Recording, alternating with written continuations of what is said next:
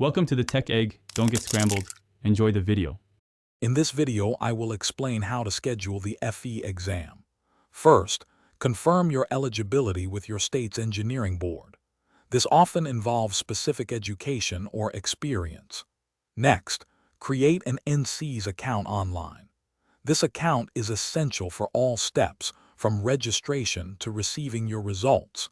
Be sure to submit any necessary academic transcripts through your NCEES account for review.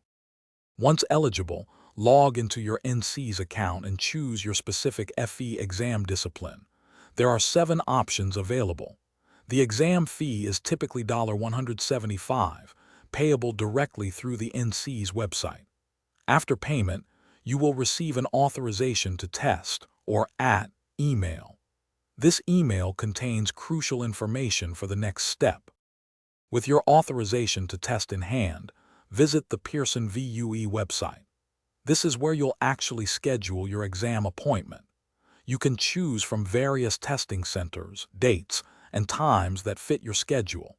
Be sure to confirm all the details before finalizing. You'll receive a confirmation email from Pearson VUE. Keep this safe as it contains important information for exam day.